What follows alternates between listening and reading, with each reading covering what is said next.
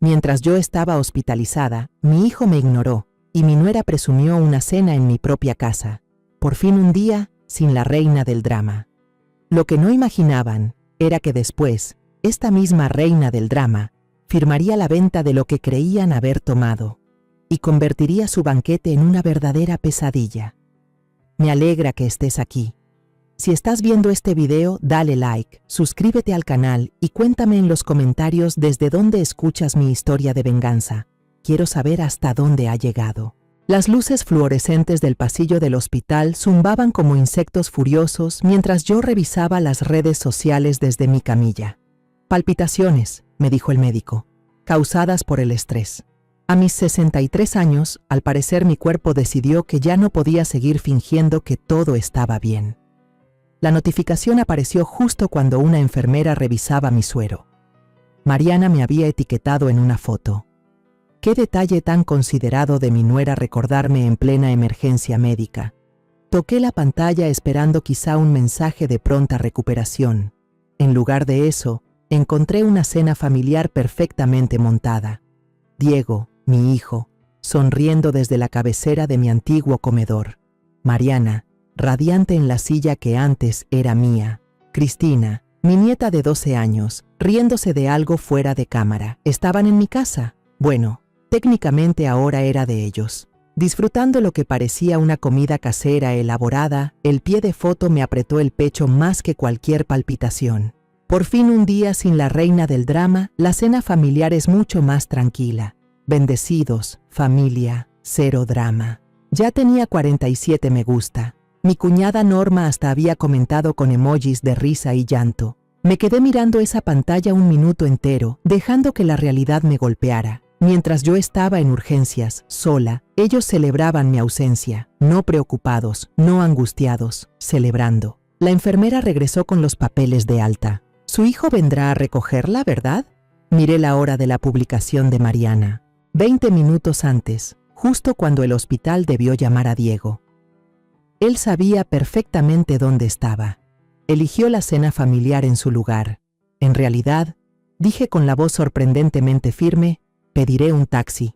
Mientras esperaba en el vestíbulo del hospital, hice algo que no había hecho en 3 años. Llamé a mi agente de bienes raíces. Beatriz, habla Elena Morales. ¿Recuerdas esa casa en la calle Olivo que dijiste se vendería en una semana? Estoy lista para ponerla en venta. Seguramente te preguntas cómo acabé en este lío. Hace 3 años pensé que estaba siendo la madre perfecta. Resultó que era la tonta perfecta. Como la mayoría de las historias de traición familiar, empezó con buenas intenciones y terminó enseñándome exactamente lo que valía para las personas que más amaba. Comenzó justo después del funeral de Tomás. Mi esposo de 35 años me dejó la casa, su seguro de vida y los ahorros suficientes para vivir sin preocupaciones. Tenía 60 años, acababa de enviudar y de pronto me encontraba sola en una casa de 4 recámaras que se sentía inmensa sin su risa llenando los cuartos. Diego había sido muy atento en esas primeras semanas. Pasaba diario, a veces acompañado de Mariana y Cristina con bolsas de mandado, revisando cómo estaba. Pensé que el duelo nos estaba uniendo. «Mamá, no deberías estar dando vueltas sola en esta casa tan grande», me dijo una tarde, mientras estábamos sentados en el porche. «No es saludable», agregó Mariana con un gesto comprensivo. «Todos esos recuerdos en cada rincón. Debe ser tan difícil». Agradecí su preocupación, porque algunos días la casa sí me resultaba abrumadora. «¿Y si...?» continuó Diego. «¿Nos mudamos aquí un tiempo, en lo que decides qué hacer a largo plazo? Cristina tendría la estabilidad de seguir en su misma escuela y tú no estarías sola». La idea parecía perfecta. Yo me mudaría a un departamento pequeño cerca. Ellos cuidarían la casa y seguiríamos cerca unos de otros. «Solo sería temporal», me aseguró Mariana. «En lo que juntamos suficiente para nuestro propio lugar, máximo 1 año». Debí sospechar algo cuando Diego empezó a hablar de inmediato de los impuestos de la propiedad y de los gastos de mantenimiento, de cómo la casa era una carga económica para mí con ingresos fijos, sin importar que el seguro y las inversiones de Tomás significaban que en realidad no tenía problemas financieros. En 6 meses ya se habían mudado por completo. Yo rentaba un departamento de una recámara al otro lado de la ciudad, pagando renta mensual, mientras ellos vivían sin hipoteca en la casa que Tomás y yo habíamos pagado durante décadas. Pero lo que no sabía entonces era que habían estado desviando mi correspondencia a la nueva dirección para ayudarme a manejar mis asuntos. Estados de cuenta bancarios, ofertas de tarjetas de crédito, avisos de inversiones, todo empezaba a llegar a mi antigua casa, donde ellos podían filtrar lo que yo veía. Lo temporal se convirtió en 2 años, luego 3. Cada vez que mencionaba que se mudaran, aparecía una nueva crisis. El trabajo de Diego era inestable. Mariana estaba embarazada, falsa alarma, pero ya habían planeado un cuarto para el bebé. Cristina batallaba con los cambios de la secundaria. Empecé a sentirme como intrusa en mi propio antiguo hogar. Las visitas se volvieron incómodas. Mis cosas desaparecían en cajas de almacenamiento o terminaban en donaciones. Cambiaron la decoración, pintando encima del papel tapiz que Tomás y yo habíamos escogido juntos. Pero lo peor no fue perder la casa, sino volverme invisible en la vida de mi propia familia. Beatriz Hernández contestó a la primera llamada. A sus 70 años llevaba vendiendo casas más tiempo que la mayoría de los agentes había estado vivo y no perdía el tiempo con rodeos. Elena, ya me preguntaba cuándo ibas a entrar en razón con esa propiedad. ¿Puedes verme mañana en la mañana? Quiero ponerla en venta de inmediato. ¿A qué nivel de inmediato nos referimos? Porque esa casa tendrá ofertas en cuestión de días, pero necesitamos preparación adecuada. Pensé en la publicación de Mariana en redes sociales, seguramente sumando me gusta cada minuto. ¿Qué tan rápido puedes tener listos los papeles? Beatriz soltó una risa. El sonido, seco y de aprobación. Esa es la Elena que recuerdo de las guerras de recaudación en la Asociación de Padres. Pero cariño, aún con trámite express, hablamos de los plazos estándar de divulgación, mínimo 30 días para cerrar, suponiendo que los compradores paguen en efectivo. La realidad me golpeó. No iba a ser el desalojo dramático en el mismo día con el que había fantaseado, pero tal vez eso era mejor. Mejor significaba más completo. Está bien, pero Beatriz, necesito total discreción hasta que estemos listas para ponerla en venta. Y necesito comprender mi posición legal. Mujer inteligente. Traeré a mi amiga abogada Paola Martínez. Ella se especializa en disputas de propiedad familiar. A la mañana siguiente, Beatriz llegó a mi pequeño departamento con Paola, una mujer de unos 50 años de mirada aguda que irradiaba seguridad. Elena, comenzó Paola desplegando documentos sobre mi diminuta mesa de cocina. Antes de avanzar, necesito entender el arreglo de vivienda. ¿Existía algún contrato de arrendamiento formal? ¿Algún pago de renta documentado? No, solo era familia ayudando a familia. Paola cruzó una mirada con Beatriz. Eso es bueno y malo a la vez. Bueno porque conservas todos los derechos de propiedad. Malo porque podrían intentar alegar protecciones de inquilinos o incluso usucapión tras 3 años de ocupación continua. De pronto mi café supo amargo. ¿Qué significa eso? Significa que debemos ser muy cuidadosas con cómo manejamos el proceso de desalojo. Y Elena, tienes que saber que es muy probable que intenten pelear esto legalmente. Beatriz sacó una carpeta gruesa. Hay algo más de lo que debemos hablar. Hice una investigación preliminar sobre tu propiedad. Los registros fiscales muestran que en los últimos 18 meses se presentaron y liberaron varios gravámenes. ¿Lo sabías? Me quedé mirándola. ¿Qué tipo de gravámenes? Préstamos para mejoras del hogar principalmente, todos documentados y ya pagados. Pero eso sugiere endeudamiento considerable contra el valor de la propiedad. La habitación comenzó a dar vueltas. Nunca autoricé ningún préstamo para mejoras de la casa. Paola se inclinó hacia adelante. Elena, ¿cuándo fue la última vez que revisaste tu historial crediticio? No lo recuerdo. ¿Quizás hace 2 años? Necesitamos sacar tu reporte de crédito de inmediato. Si han estado interceptando tu correspondencia, puede que existan movimientos financieros de los que no tienes idea. Mientras Paola hacía llamadas a los servicios de monitoreo de crédito, yo estaba en mi cocina cayendo en cuenta de lo ingenua que había sido. Creí que estaba siendo una madre generosa, pero en realidad se habían ido acomodando poco a poco para quedarse con todo. «Elena», dijo Paola al colgar, «tenemos que vernos mañana otra vez. Hay varias cuentas con actividad en tu antigua dirección que necesitan revisión inmediata». Beatriz guardó sus documentos. «Amor, me parece que vender la casa es lo de menos». El teléfono comenzó a sonar a las 7:23 de la mañana. El nombre de Diego aparecía en la pantalla con la insistencia de una alarma. Dejé que se fuera al buzón de voz mientras me preparaba mi café de la mañana. El bueno, el que me compré por primera vez en meses. Ese que no necesitaba justificarle a nadie. El mensaje era justo lo que esperaba. «Mamá, tenemos que hablar. Hay una loca llamando para decir que va a poner la casa en venta. Obviamente, se trata de un error. Llámame de inmediato». Obviamente, se trata de un error. Como si la idea de que yo tomara una decisión sin consultarlo fuera imposible de imaginar. El teléfono volvió a sonar antes de que terminara de escuchar su recado. Esta vez era Mariana. Contesté al cuarto timbrazo. «Buenos días, Mariana». «Elena, ¿qué demonios pasa?» «Una inmobiliaria llamó a Diego diciendo que ahora es nuestra agente de ventas. Esto tiene que ser una estafa». Tomé un sorbo lento de café dejando que el silencio se alargara. En realidad, Beatriz Hernández es mi agente. Lleva 30 años en el negocio, así que difícilmente la llamaría estafadora. ¿Tu agente? La voz de Mariana subió un tono. ¿De qué hablas? Esa casa ya no es tuya.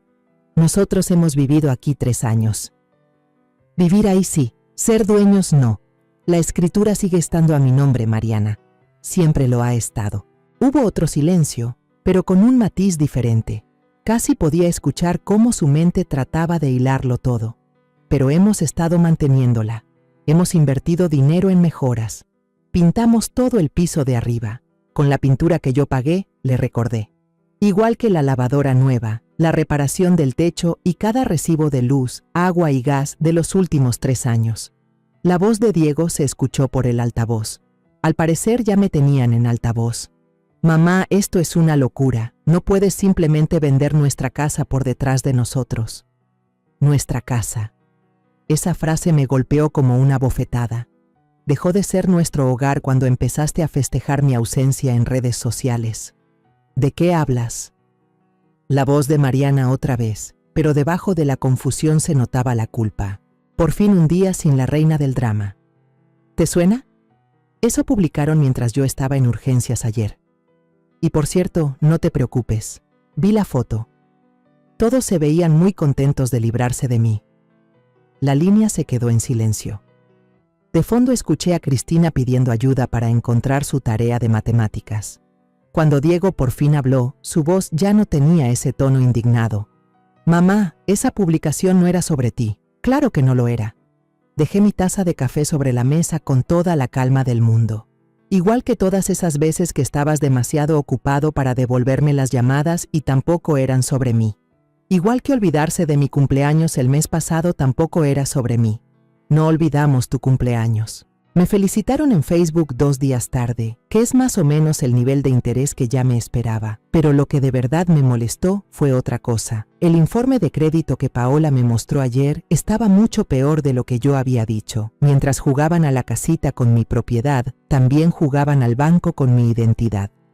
«Diego», dije con cuidado, «tenemos que hablar muy en serio de dinero, en persona, hoy». Su voz se volvió cautelosa. «¿Qué tipo de plática?» «De esas donde me explicas el préstamo sobre la casa por 1.260.000 pesos a mi nombre que sacaron hace 6 meses. Después de colgarle a Diego y Mariana, hice algo que debía hacer desde hace años. Empecé a escribir una lista, no de mandado ni de pendientes, sino un recuento. Cada llamada ignorada, cada cena cancelada, cada vez que me hicieron sentir como un estorbo en su vida, perfectamente adornada para las redes. El cuaderno se llenó más rápido de lo que pensé. Febrero 2024, le pedí a Diego ayuda para mover muebles en mi depa. Dijo que estaba ocupado con el trabajo, pero ese mismo día subió fotos de un viaje de esquí el fin de semana. Enero 2024.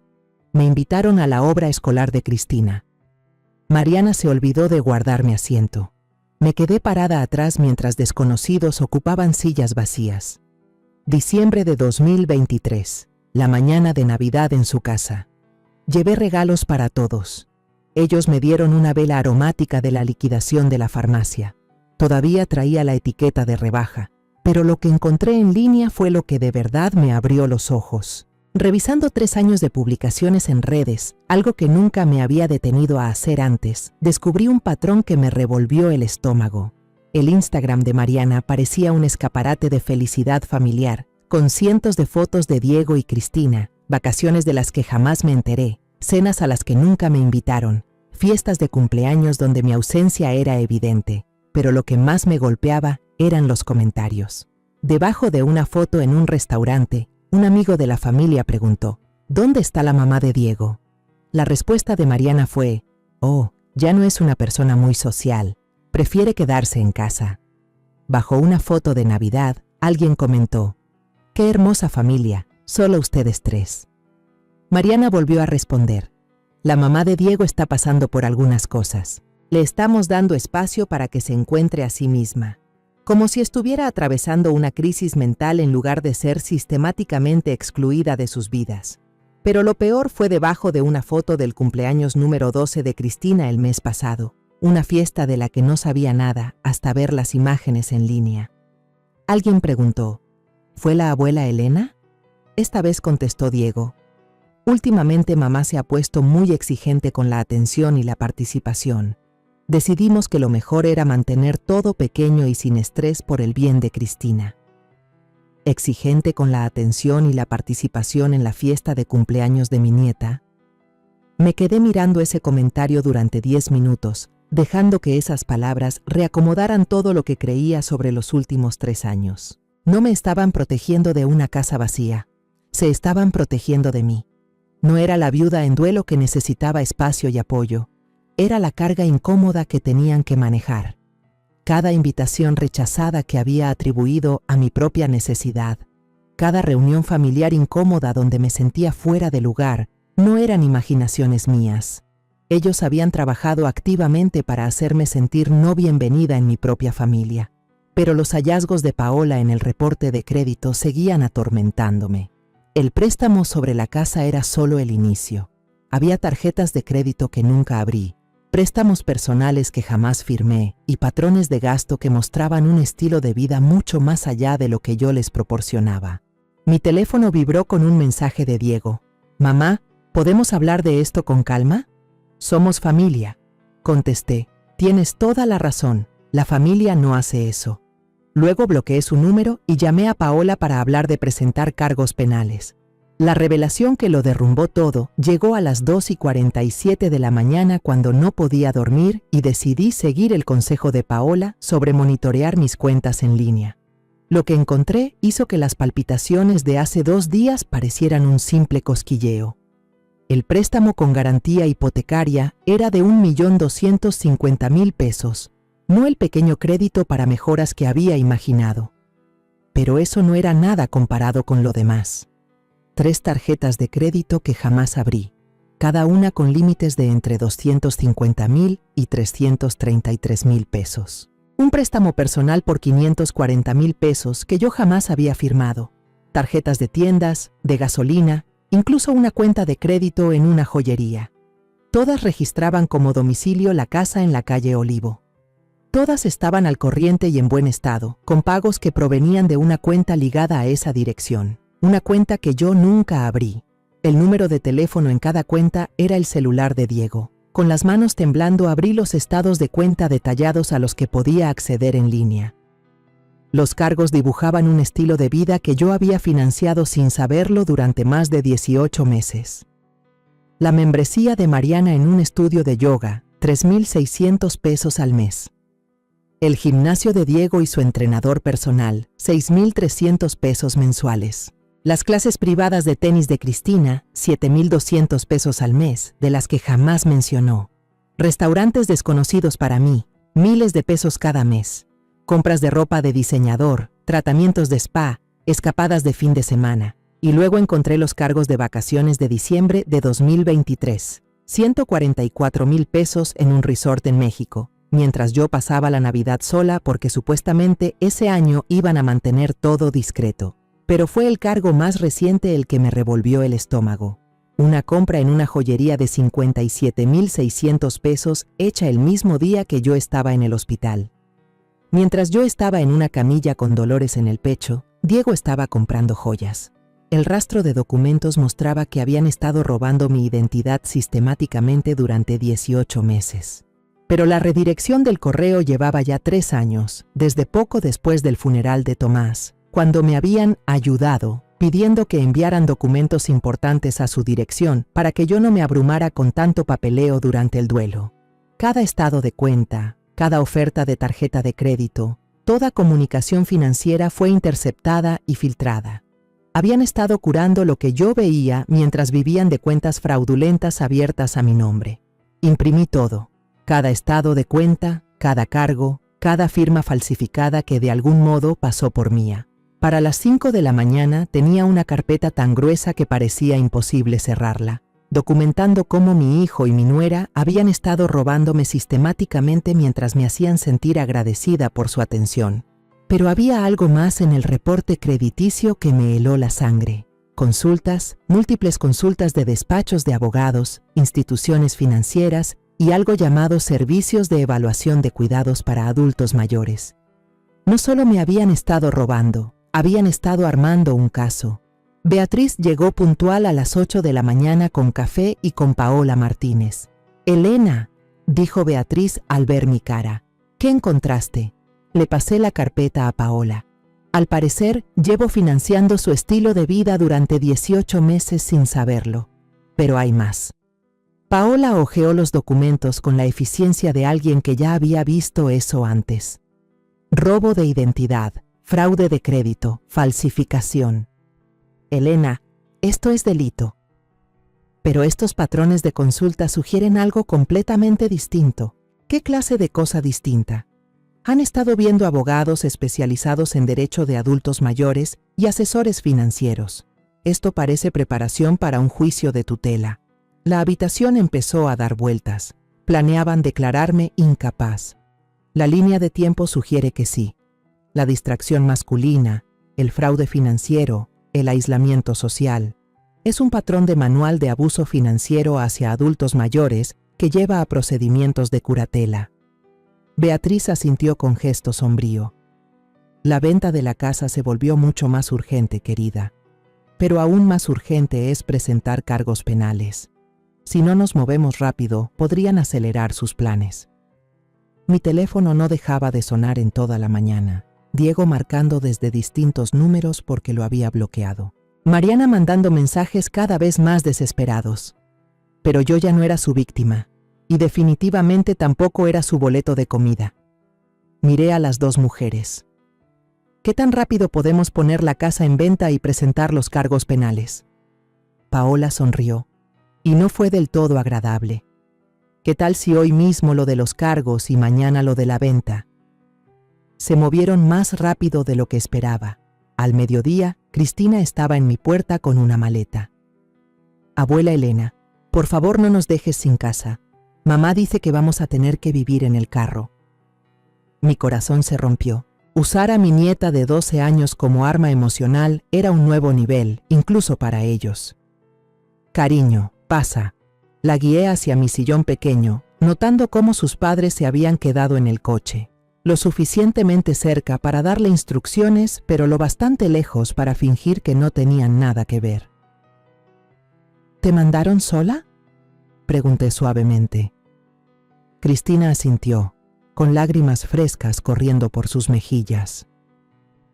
Mamá empacó mi maleta y dijo que debía quedarme contigo porque tú nos estás sacando de la casa. Dijo que quizás si hablaba contigo recordarías que la familia debe cuidarse. La manipulación era tan descarada que resultaba casi insultante. Casi. Cristina, amor, ¿tus papás te explicaron por qué estoy vendiendo la casa? Ella negó con la cabeza. Solo dijeron que cambiaste de opinión sobre dejarnos vivir aquí, que ya no quieres que seamos felices. Me senté a su lado, eligiendo con cuidado las palabras. ¿Te acuerdas de hace 3 años cuando murió el abuelo Tomás y tu familia se mudó a nuestra casa? Sí, para cuidarla mientras tú decidías qué hacer. Así es. Se suponía que sería algo temporal. Pero, ¿y si te dijera que en todo este tiempo tus papás nunca buscaron una casa propia? ¿Nunca ahorraron para mudarse? En lugar de eso, han estado usando mi nombre para pedir préstamos destinados a viajes y compras caras de las que tú nunca disfrutaste. El rostro de Cristina se frunció con desconcierto. Pero papá dijo que no podíamos tener casa propia porque su trabajo no paga lo suficiente. Entonces quizá no deberían haber gastado 144,000 pesos en un viaje a México la Navidad pasada. Sus ojos se abrieron de par en par. Nosotros no fuimos a México. Sentí un frío recorrerme la sangre. ¿Qué hiciste en Navidad, mi niña?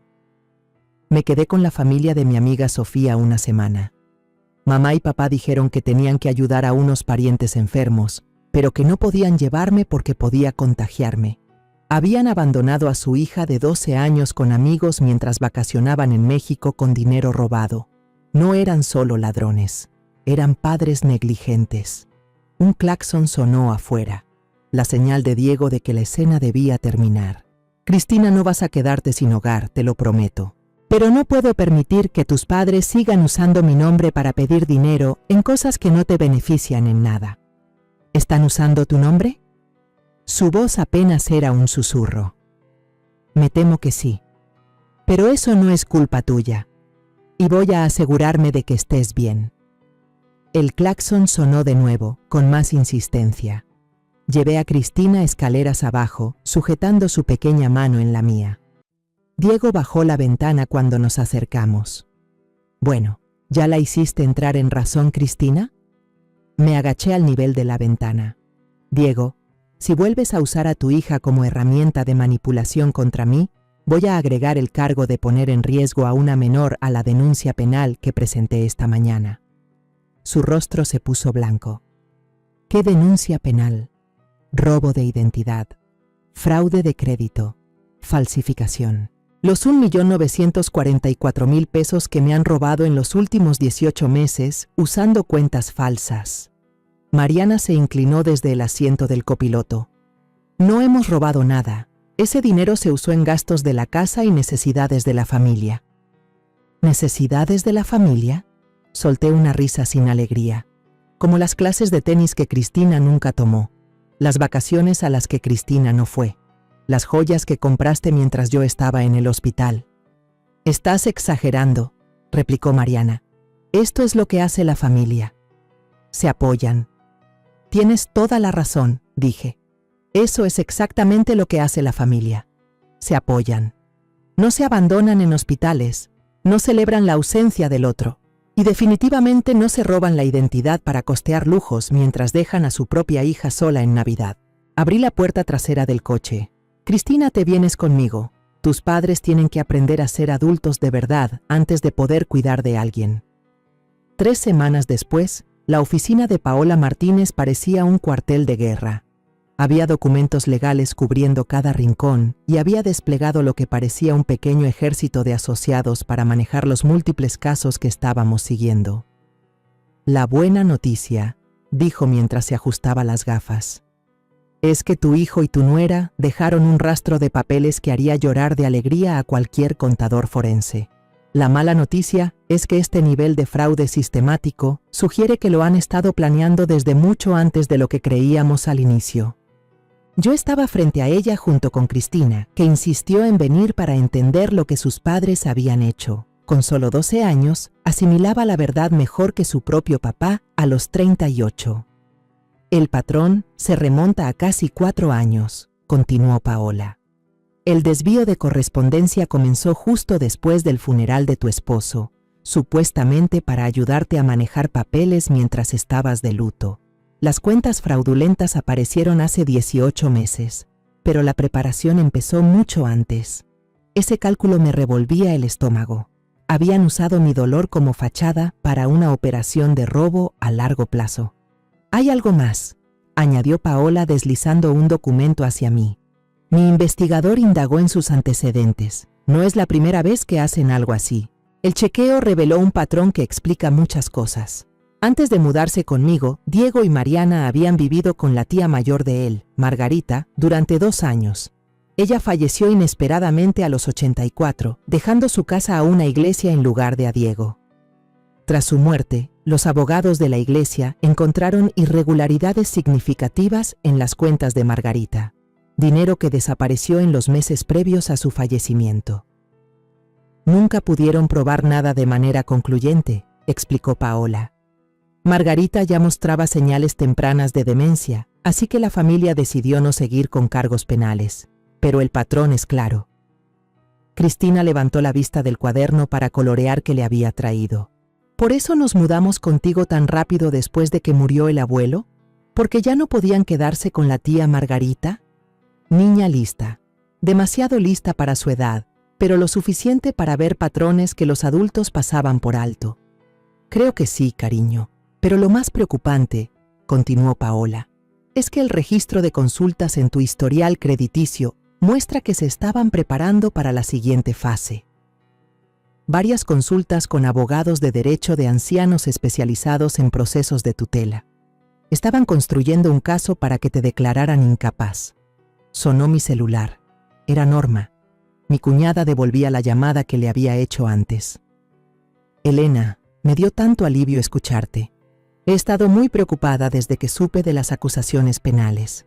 ¿Es cierto lo que anda diciendo Diego? ¿Qué ha estado diciendo Diego?, pregunté. La voz de Norma sonó incómoda. Dice que has tenido una especie de crisis, que estás inventando acusaciones falsas contra él y Mariana por el dolor y la confusión. Afirma que te volviste paranoica y que por eso intentaban ayudarte a recibir atención profesional. Ahí estaba, la historia que habían preparado. Cualquier acusación que yo hiciera sería descartada como los desvaríos de una viuda dolida y posiblemente incapaz. Norma, necesito que sepas que todo lo que descubrí está documentado y comprobado.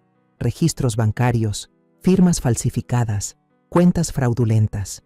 No se trata de confusión ni de dolor. Esto es abuso financiero criminal. Te creo, cariño. Y Elena, lamento no haber hablado antes cuando noté cosas que parecían raras. ¿Qué tipo de cosas? La forma en que hablaban de ti en las reuniones familiares. Cómo te hacían ver como una carga que ellos manejaban heroicamente. Cómo interceptaban llamadas dirigidas a ti, diciendo que eras demasiado frágil para ocuparte de los asuntos de la familia. Al colgar, miré a Paola. Han estado preparando esta versión durante meses, ¿verdad? Patrón clásico. Aislar a la víctima, controlar el relato, luego aparecer como los familiares preocupados que necesitan autoridad legal para proteger a alguien que supuestamente ya es incompetente. Ella me entregó otro documento. La audiencia de custodia de emergencia está fijada para mañana. Dadas las pruebas de abandono y delitos financieros, estoy segura de que obtendremos la custodia temporal de Cristina. Miré a mi nieta, que escuchaba todo con la expresión seria de alguien mucho mayor que sus 12 años. Abuela Elena, dijo en voz baja, no quiero volver allí. No hasta que dejen de mentir con todo. 6 semanas después de presentar cargos, la venta de la casa finalmente se cerró. Beatriz encontró compradores en efectivo que pagaron el precio completo tras una breve puja. Al parecer, las casas de vendedores motivados se movían rápido cuando se fijaban correctamente. De pie en la sala vacía por última vez, sentí una mezcla extraña de tristeza y liberación. Esta casa guardaba 35 años de recuerdos con Tomás, pero los últimos 3 habían manchado todo con manipulación y robo. Cristina recorrió los cuartos vacíos, pasando sus dedos por las paredes, donde su estatura había sido marcada en diferentes edades. Es raro verla vacía, dijo. Todo se ve distinto sin muebles y sin mentiras llenándolo, respondí, lo que la hizo sonreír a pesar de sí misma. Los compradores, una pareja joven con gemelos pequeños, quedaron encantados con la historia familiar de la casa y su sólida construcción. No tenían idea de que compraban pruebas en varios casos criminales. Beatriz me entregó el cheque del pago con una sonrisa satisfecha. 6.800.000 pesos, menos los gastos de cierre. Nada mal para una venta motivada. Era irreal tener en mis manos un cheque que representaba mi libertad. No solo financiera, sino la libertad de la red de manipulación que me atrapó durante 3 años. Mi teléfono no dejaba de vibrar con las actualizaciones de Paola. La fiscalía estaba tratando esto como un caso serio de abuso contra una persona mayor, en parte porque la cantidad en pesos mexicanos era muy alta y también porque la naturaleza sistemática del fraude sugería un patrón que podría extenderse a otras víctimas. Pero lo más sorprendente vino de una fuente inesperada. El detective asignado a mi caso había encontrado algo inquietante en los registros financieros de Diego y Mariana. Señora Morales, el detective Ramírez me llamó para explicarme. Encontramos pruebas de que su hijo y su nuera investigaron a fondo la muerte de su esposo. Registros médicos, pagos de seguros, documentación de la herencia. Estaban trazando toda su situación económica apenas semanas después del funeral. El cálculo era escalofriante. Mientras usted estaba de luto, ellos ya estaban planeando. Hay algo más. Encontramos borradores en la computadora de su casa. Una petición de tutela fechada hace 8 meses. Planeaban presentarla el próximo mes, justo en el momento en que usted estaría más aislada y parecería más confundida ante los demás. ¿Qué los detuvo? Usted. Al defenderse, en vez de aceptar su versión, rompió su cronograma. Ahora, en lugar de parecer una familia preocupada que busca ayuda para una pariente incapaz, lucen como criminales atrapados en el acto. Esa noche, Cristina y yo nos sentamos en el pequeño balcón de mi departamento, viendo la puesta de sol y comiendo comida china para llevar, algo que en casa de sus padres habría requerido una junta familiar para decidir. Abuela Elena, ¿puedo preguntarte algo? Claro, mi vida. ¿Mis papás van a ir a la cárcel? Pensé en cómo responder con honestidad sin causarle más trauma. Van a enfrentar consecuencias por lo que hicieron. ¿Qué tipo de consecuencias depende en parte de si asumen la responsabilidad o siguen mintiendo? Ella asintió con seriedad. Ojalá aprendan algo de todo esto. Yo también, cariño. Yo también. Mi celular vibró con un mensaje de un número desconocido. Soy Mariana. Necesitamos hablar. Hay cosas de esta situación que no entiendes. Le mostré el mensaje a Cristina, quien lo leyó y puso los ojos en blanco con el cansancio de alguien que ya había escuchado demasiadas explicaciones manipuladoras a su corta edad. ¿Vas a devolverle la llamada? ¿Qué piensas que debería hacer? Cristina lo pensó un momento. Creo que la gente que roba dinero y miente no tiene derecho a exigir conversaciones. 12 años y ya más sabia que sus propios padres. La revelación que lo cambió todo vino de la fuente más inesperada, Jimena Vargas, la hermana distanciada de Mariana que vivía en Guadalajara. Me llamó un martes por la tarde, 3 meses después de que se presentaran los cargos penales. Casi no contesté el número desconocido, pero algo me hizo hacerlo. Señora Morales, soy Jimena, la hermana de Mariana. Por favor, no cuelgue. Vi las noticias sobre los cargos y necesito contarle algo importante. Había visto a Jimena tal vez un par de veces en todos los años que Diego y Mariana llevaban juntos. Vivía en Guadalajara y no tenía mucha relación con su familia, pero en su voz había una urgencia que me obligó a escuchar. ¿Qué pasa, Jimena? La semana pasada llamé a Mariana intentando entender lo que había ocurrido. Pensé que quizá se trataba de un malentendido. Alguna forma de resolverlo dentro de la familia. Me preparé para otro discurso de culpa o una súplica de compasión. Pero, señora Morales, en esa conversación Mariana dijo cosas que me hicieron darme cuenta de que no había ningún malentendido. Me contó detalles de su plan que creo que no tenía intención de revelar. Se me heló la sangre.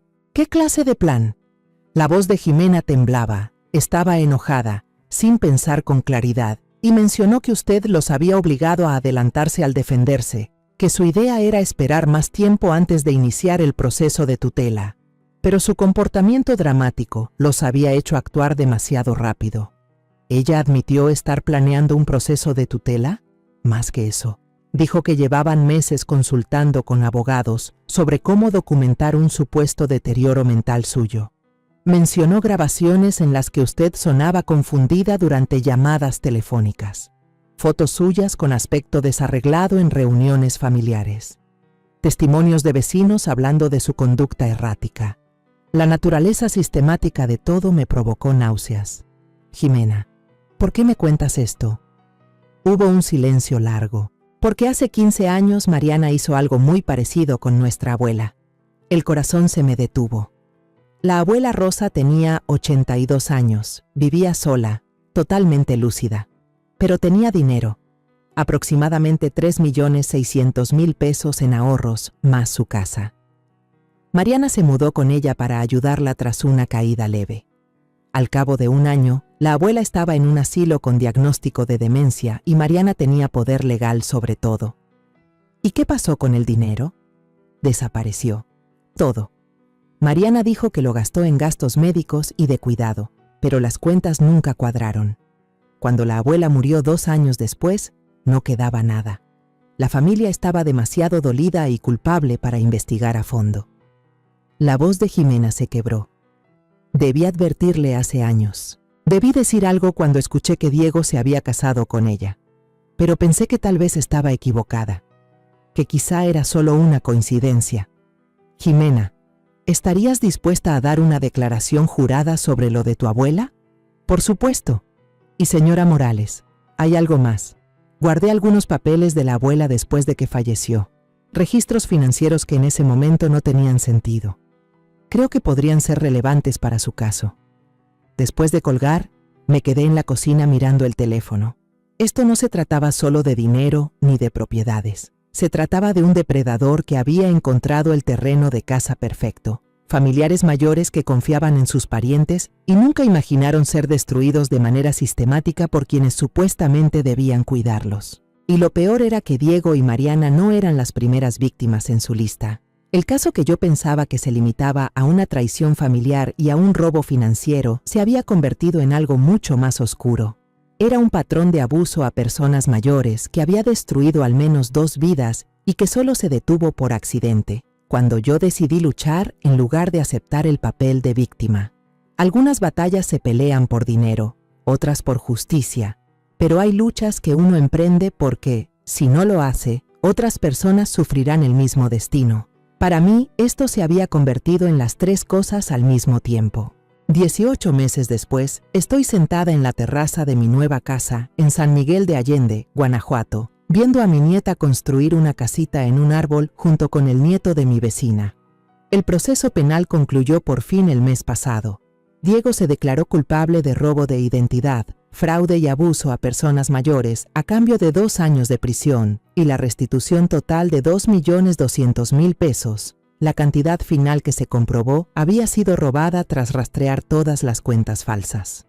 Mariana recibió 18 meses de servicio comunitario después de que su abogada alegara que solo seguía las órdenes de Diego, aunque el testimonio de Jimena sobre el caso de su abuela volvió ese argumento poco convincente. La investigación iniciada con mi caso también alcanzó la situación de la tía Margarita, y su patrimonio logró recuperar casi 1.390.000 pesos que habían sido transferidos a las cuentas de Diego y Mariana en los meses previos a su muerte.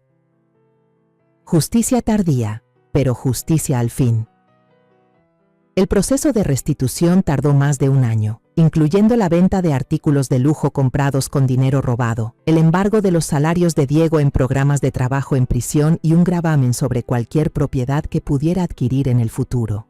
Recuperé alrededor del 60% de lo que me habían quitado, lo cual, según Paola, era mejor que el promedio en casos así. Pero lo más satisfactorio no fue lo económico.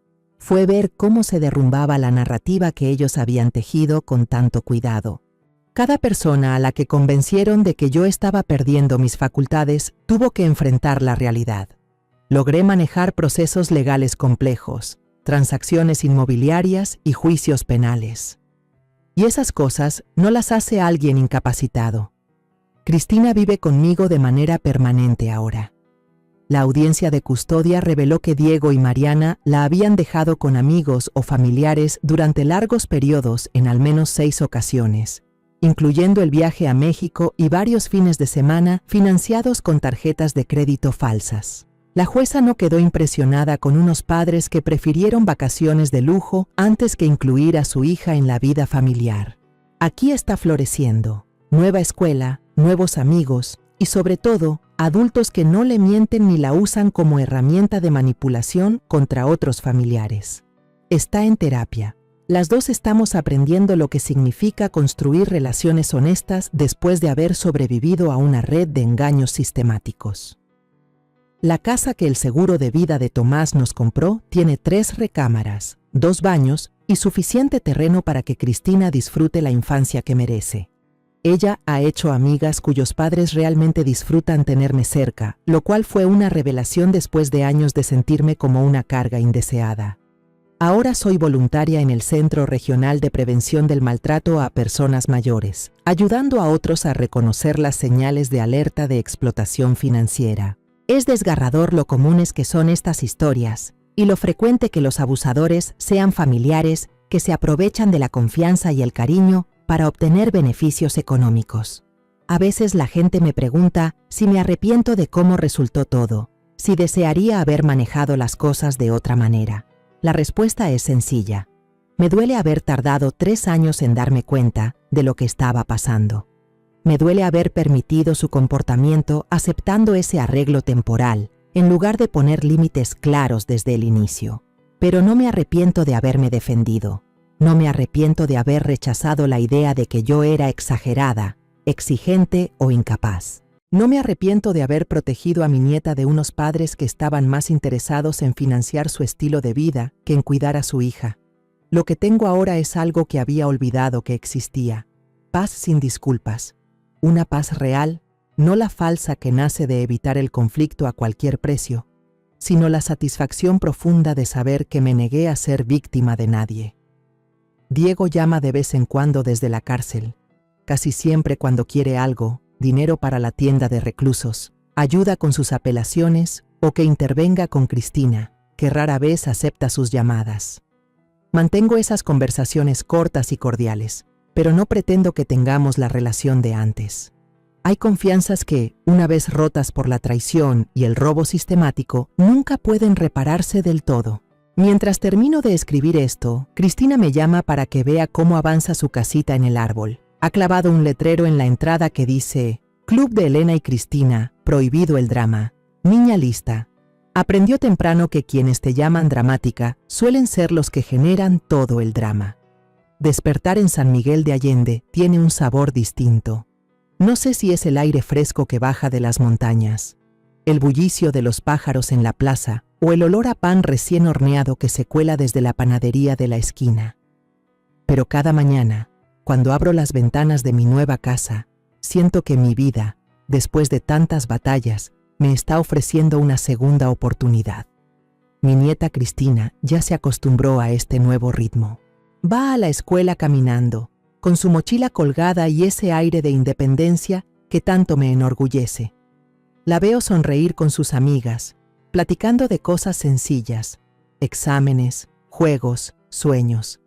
Y en su risa escucho la certeza de que hicimos lo correcto al alejarnos de aquel entorno que la usaba como moneda de cambio. He convertido la terraza en mi rincón favorito. Desde ahí escribo en un cuaderno que compré en la papelería del centro. No son memorias todavía, pero sí fragmentos de lo que viví. Frases que me golpearon, momentos de traición y también instantes de resistencia. A veces pienso que si no lo dejo por escrito, alguien podría dudar de lo que pasé. Y no, la memoria no puede quedar al capricho de otros. San Miguel es un lugar que abraza. Aquí nadie me señala por ser viuda ni me trata como un estorbo. Al contrario, la comunidad es cálida, casi familiar. Las vecinas me invitan a los tianguis de los martes, donde compro verduras frescas y tortillas hechas a mano. Hasta me animé a inscribirme en un taller de barro en la Casa de la Cultura. Entre risas y manos manchadas de arcilla, descubrí que todavía puedo crear cosas hermosas. Cristina también florece. Está tomando clases de guitarra y cada tarde llena la casa con acordes torpes pero llenos de esperanza. Hace unos días me dijo: «Abuela, cuando toco siento que lo malo se va, como si la música limpiara todo lo feo». Y pensé que tenía razón. La música, como la verdad, tiene un poder liberador. Con los ahorros recuperados pude remodelar la casa. No es lujosa, pero tiene lo esencial. 3 recámaras, un jardín donde planté bugambilias y una cocina amplia. En México, la cocina es el corazón del hogar, y yo necesitaba uno nuevo. Ahí preparo mole los domingos, hago tamales en fechas especiales y, cuando Cristina invita a sus amigas, horneamos galletas que terminan saliendo chuecas pero deliciosas. Ser voluntaria en el Centro Regional de Prevención del Maltrato a Personas Mayores me abrió otra ventana. Cada historia que escucho refleja el mismo patrón. Hijos que se sienten con derecho, nueras que manipulan, familiares que convierten la confianza en arma. No es fácil, pero compartir mi experiencia les demuestra que se puede resistir. Cuando termino de dar una charla y alguna mujer se me acerca con lágrimas en los ojos para decirme, gracias, me hizo ver que no estoy loca, sé que todo valió la pena. Algunas noches, cuando el silencio llena la casa, pienso en Tomás, en cómo habría reaccionado al ver la traición de nuestro hijo. Tal vez se habría quebrado, tal vez habría buscado la conciliación. Yo, en cambio, elegí pelear, y no me arrepiento. Me gusta imaginar que, de algún modo, él está orgulloso de que no permití que su legado se convirtiera en botín de ladrones. Cristina me preguntó hace poco si extraño a Diego. Le respondí con honestidad. Extraño al hijo que pensé que tenía, no al hombre en el que se convirtió. Ella guardó silencio y luego me abrazó. Ese abrazo fue suficiente. San Miguel de Allende me dio algo que pensé que había perdido para siempre, pertenencia. Aquí nadie me llama dramática. Aquí soy simplemente Elena, una mujer que decidió no rendirse. El tiempo tiene una manera curiosa de curar las heridas. No borra las cicatrices, pero les da otro significado.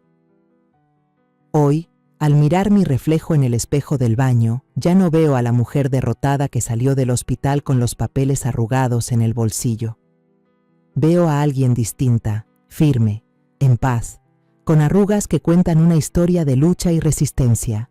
Cristina y yo hemos construido rutinas que nos sostienen.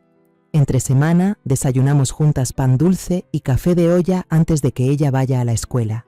Los sábados salimos al mercado de artesanías a buscar alguna pieza curiosa.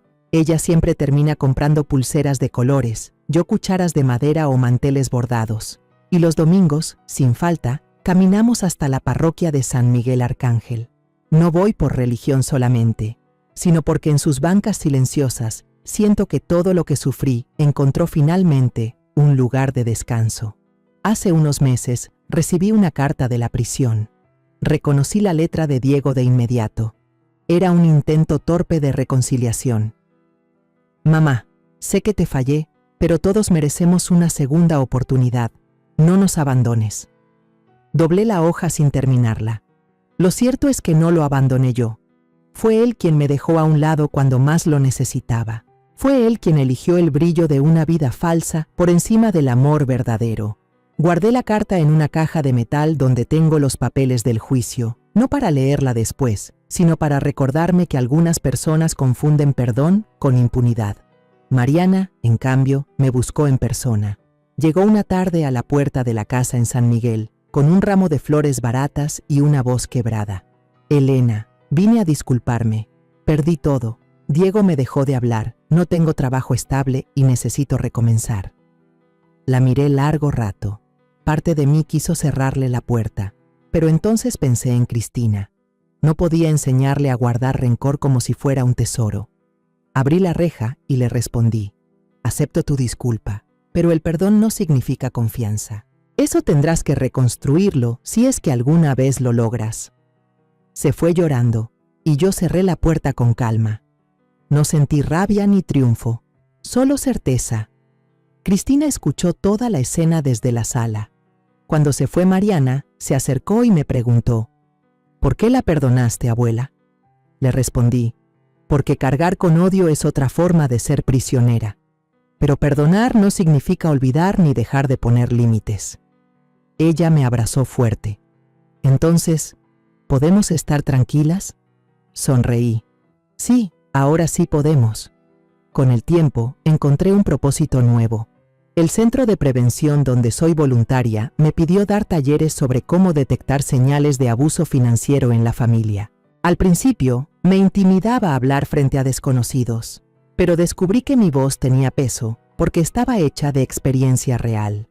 Mujeres de todas las edades venían con libretas en mano, anotando consejos. Algunas me llamaban Doña Elena, con ese respeto que en México se da a quien sobrevivió lo impensable. Y yo por primera vez en mucho tiempo sentí que mi historia servía para proteger a otros. Cristina floreció más rápido de lo que imaginé.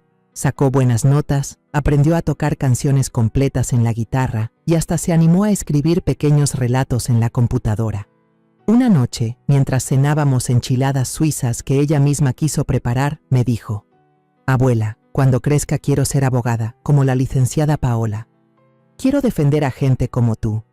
No pude evitar que las lágrimas me cayeran en el plato. «Vas a hacer lo que quieras, mi niña, y yo estaré aquí para aplaudirte». El día que inauguramos la casita del árbol en el jardín fue como un cierre simbólico. Cristina clavó un letrero pintado a mano: Club Elena y Cristina, prohibido el drama. Lo leí en voz alta y las dos estallamos en carcajadas. Ese pequeño refugio de madera se convirtió en nuestro santuario. Ahí hacemos picnic, contamos historias y a veces simplemente nos quedamos mirando el cielo estrellado.